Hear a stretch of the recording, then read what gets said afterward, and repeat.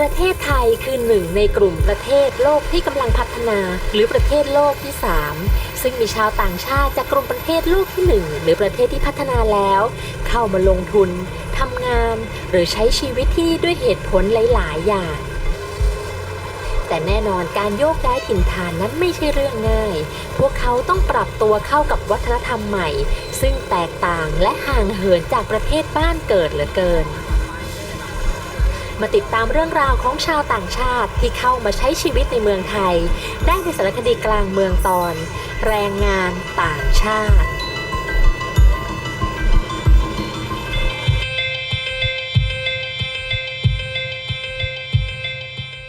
Hi, my name is Eric Nelson.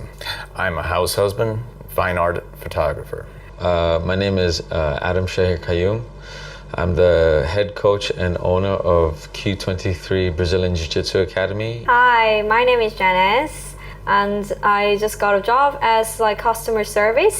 My name is Stephen Thomas, and I'm primarily an actor in Thailand. I've been here for 6 years now. My name is Jesse Maddox. I'm a 32-year-old American expat living in Bangkok.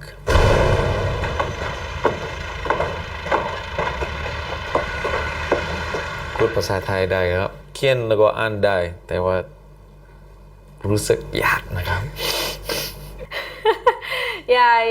No, actually it's really bad. I only can do sadika, kokumka, or tongpai, and when I just need to speak to a taxi driver. Just a little bit, นิดหน่อยสวัสดีครับ เลี้ยวขวาเลี้ยวซ้ายเอาหนึ่งเบียร์ได้ไหมครับ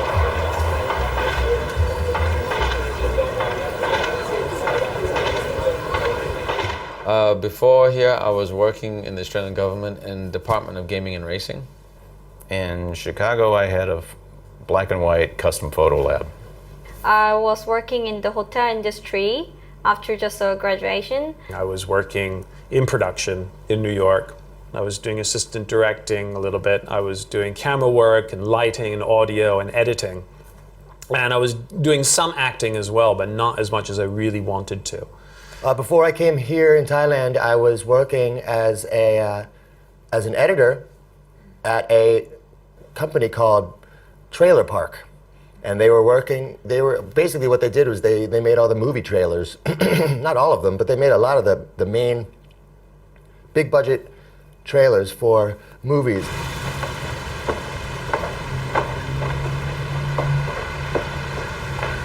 To me, there's nothing better than having opportunities all the time. You live in Bangkok, you want to look for an opportunity to do this or do that, or find this, or buy that, or work with this person, or see this. It's all in Bangkok. I mean, Bangkok is a big city with so many people and so many possibilities. I didn't have the intention of leaving Australia, but I had the intention to come to Thailand to learn Muay Thai for MMA. And then when I really started to engross myself in the Muay Thai culture, I just kind of fell in love with Thailand. And so did my wife, because my wife also my wife also did Muay Thai. She also fought Muay Thai professionally. So we just we fell in love with ส้มตำไทยข้าวผัดไก่ต้มยำกุ้งลาบเนื้อข้าวเหนียวไก่ย่างขนมไทย all of them, man. My wife is Thai and she wanted to move back. It sounded like a good idea to me. I'm happier living here than in Chicago. It's too cold.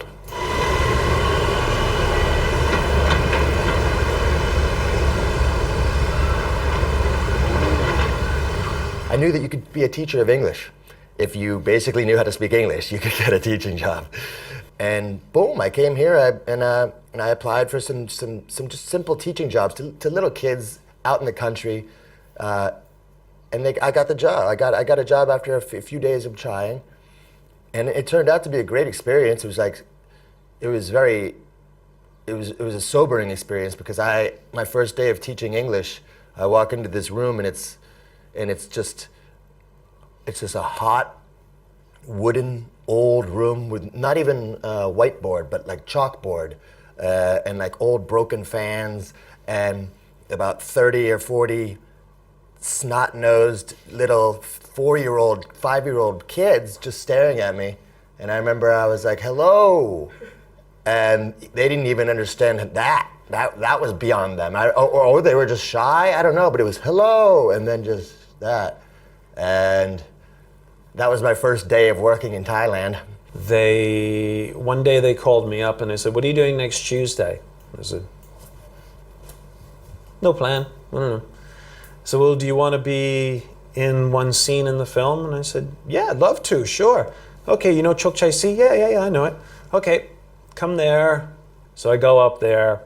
I said, okay, so now we're going to shoot this scene. You're a foreigner and you want to buy a horror movie, but instead of saying Nang Pi, you say Nang Pi. So I said, okay, great. So we go in and they said, oh, and this is, you'll be acting with this actress, Nok Sin Chai. Okay, I had no idea who she was.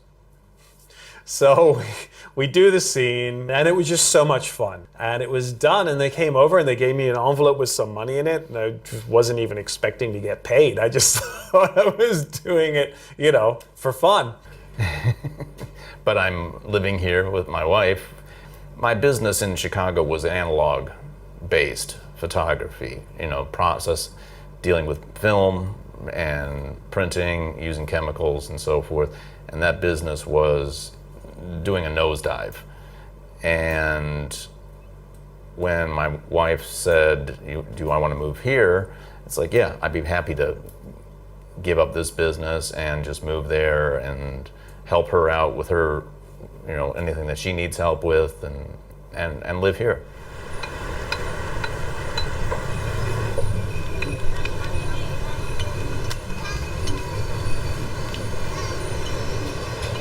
I think in Thailand, you have to be more aware and understand the significance about losing face. In Australia, it's a bit more easier. Listen, you can express your opinion, and it might not be as respectful to your superiors that they might like, but if it is how it is, then sometimes it's not a big issue. But here in Thailand, I've noticed a difference that if you just pay a little bit of attention to the idea of losing face or saving face, it can work for you. If you're not sensitive to it, sometimes it can be very difficult for you. I just liked how in America I was able to, if I wanted to, say what was on my mind, no matter how big or small the topic. Maybe I do wish that could be more here. I wish that for everyone. I wish anyone could, if they really wanted to speak, they could just speak. I mean, that's it. But yeah. I think Thai people is a bit more peaceful than Koreans, because in Korea they always rush, and some people are really aggressive, like if they never get something they want, and they want everything, the result must be very fast. So if you go Korea, you will realize that actually the internet service and then most of the bank service or something like that is very fast. But somehow in Thailand, actually people are most chilled. Like they're really kind of very chill and very peaceful. So they don't really rush, and they do slowly, they do their job. So that's the different thing, I guess.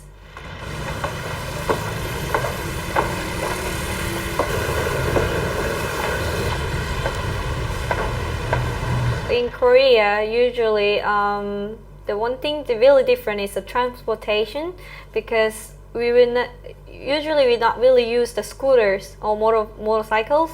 Here, there's so many people use a motorcycle, and I never tried the motorcycle before in my life, but I try in here. I really love it because it's so fast and it was so good. I always use a motorbike taxi. Before I go to work or I finish work, whatever, I use the motorcycle taxi. It's so much better than just a usual taxi though. It's it's very fast and they're really professional, I'm actually not a big fan of motorcycles. I'm a bit scared of them. my own personal. I've had friends that have died on motorbikes. I'm a bit nervous of them. But the guys, they're like the real foundation of this society of Bangkok and the social system here. If I ever want to know where anything is, I will ask a motorcycle taxi. They know everything. You know where this is? Yeah, and they'll tell you how to get there. If you have any problem, these guys will be there to help. I've seen them, if people are fighting, I've seen they'll come around and they'll watch to see, and they'll try to help. If someone has a problem, they try to help them. If there's an accident, they're there right away. These guys are like the neighborhood watch. Taxis. That's one thing I love about taxis. You put your hand out anywhere in Bangkok and you can get a taxi. Sometimes they like to deal with foreigners because I can't speak Thai. They think like I can pay like whatever they want. Like ask me like 300, 200. It's a bit annoyed because they could go by meter, but they just keep want to dealing with me. The worst that I experienced with them was during the curfew. And the trains were stopping early. So I had to try to hail a taxi. And the curfew was about to commence in about 10 minutes or something like that. So the sons of bitches would not turn on the meter. So they'd pull up and say, ไปห้วยขวางครับ and go, 200. And I went through about 3 or 4 like that until finally one of them, I said, well, and he said, okay, turn the meter on. I went with him. If they give me a price, they don't get a second chance.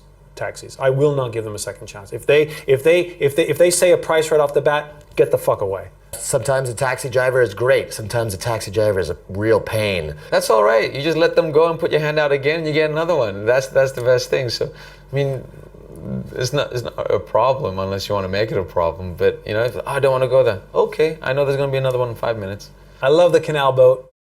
Canal is the best way across town. Actually, it's funny, when I talk about taking the canal boat, Thai people go, oh, I would never do that.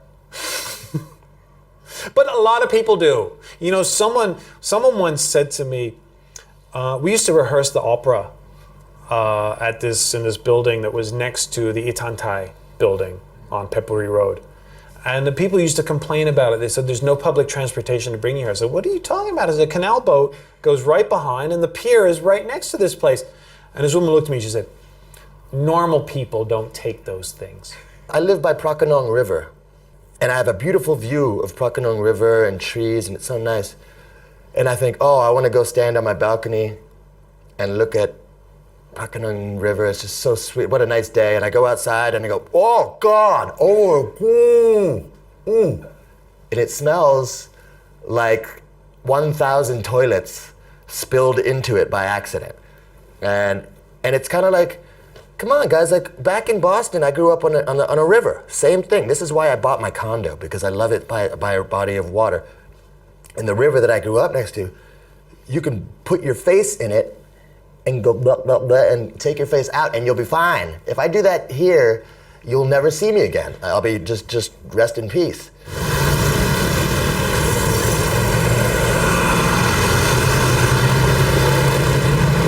I hate how people don't respect some of the road rules. When crossing the road on what they call a zebra crossing, by law you have to stop when someone has to cross the road, but they don't care. And I've seen some terrible accidents, especially when I see people cross the road with babies and they don't stop, or they try to drive around, or when the first car stops, the person behind tries to accelerate and tries to cut them off, and they know it's a crossing and they can see people crossing the road. That's one thing that gets me a little hot under the collar.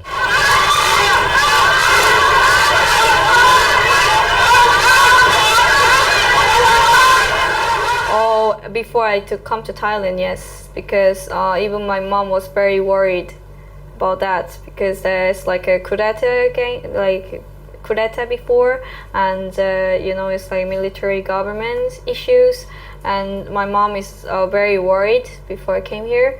Things politically in Thailand have been, for want of a better word, spicy. You've had exciting times here in Thailand with the military. We were here when the incident happened at Central World and Lumpini Park, and of course we thought maybe it's time to go, but things happen, and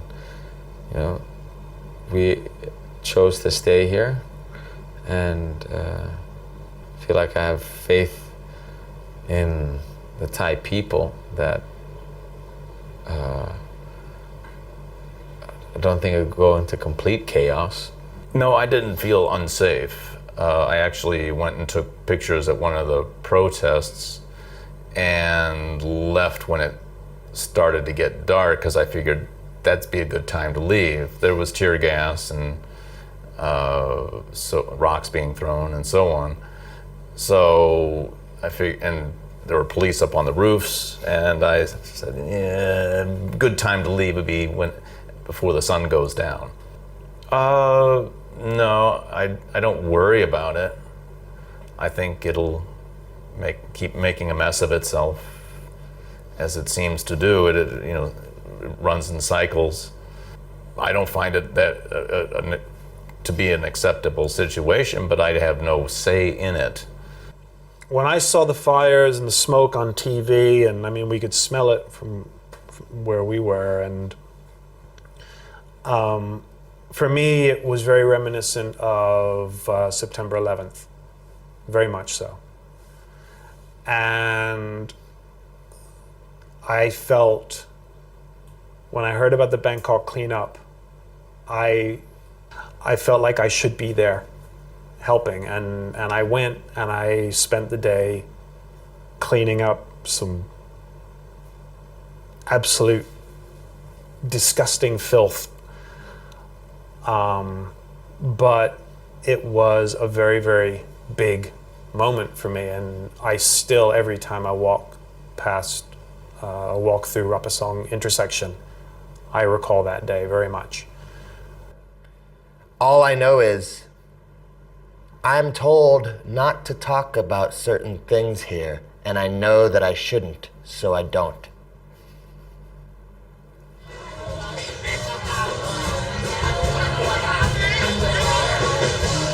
Racism is a problem all over the world. And racism is not always, "Oi, ai farang tamalai wa." It's not, that's not what I'm talking about. Racism can be something as simple as when you're online at 7-Eleven and someone cuts in front of you, which happens. This is just a regular thing.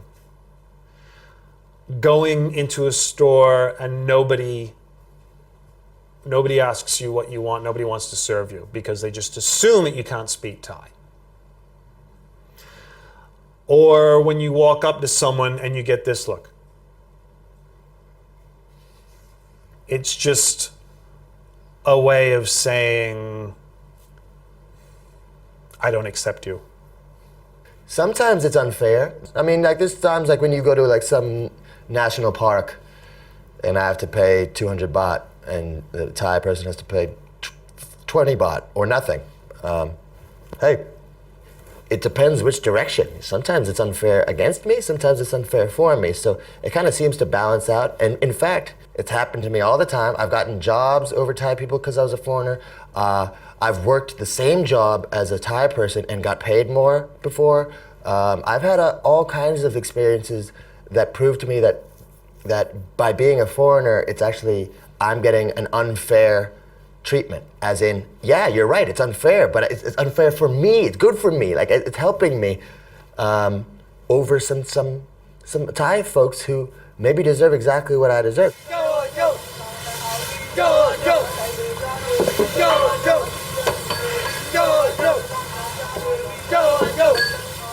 A lot of my friends are Lao and Burmese and some Khmer. I feel like we're all immigrants together. We've all come here for one reason or another, but we're all here making our own way, making our own lives, and working hard and struggling and dealing with learning a new language and getting by in it. I don't like that Thai people look down on the Burmese and the Cambodians, and to a lesser extent the Lao. I think Lao people are probably looked down less than others are, but they are also looked down upon certainly by sort of higher middle class and higher levels in Bangkok, absolutely, and I don't like it. It's very much the same as Americans looking down on Mexicans and Ecuadorians and South Americans and Central Americans and Puerto Ricans, those people that they go to America and they work bloody hard and they're called lazy and shiftless by these fat morons with office jobs. That seems a little bit, I don't know, I guess I would be offended if I was from Laos and I'm sitting with my white American friend and you're like, expat, Tang Dao. I'd be like, what the fuck? I'm his friend, we came here together. That would bother me, but hey, that's unfortunate. I don't think that's, I suppose, politically correct, but I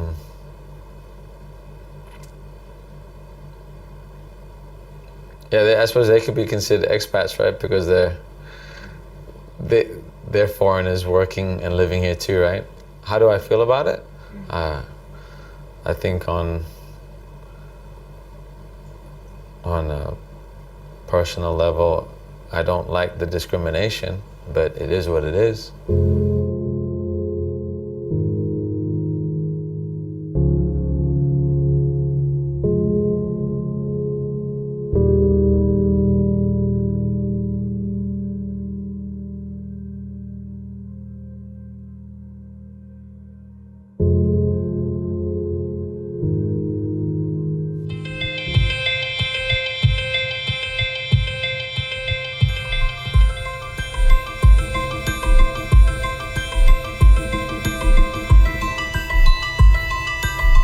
ผู้ชมสามารถติดตามรายการย้อนหลังได้ทางเว็บไซต์ www.thaipbs.or.th/กลางเมืองและหากต้องการติดต่อทีมงานหรือติชมรายการก็สามารถส่งอีเมลมาได้ที่กลางเมือง @thaipbs.or.th สำหรับวันนี้สวัสดีค่ะ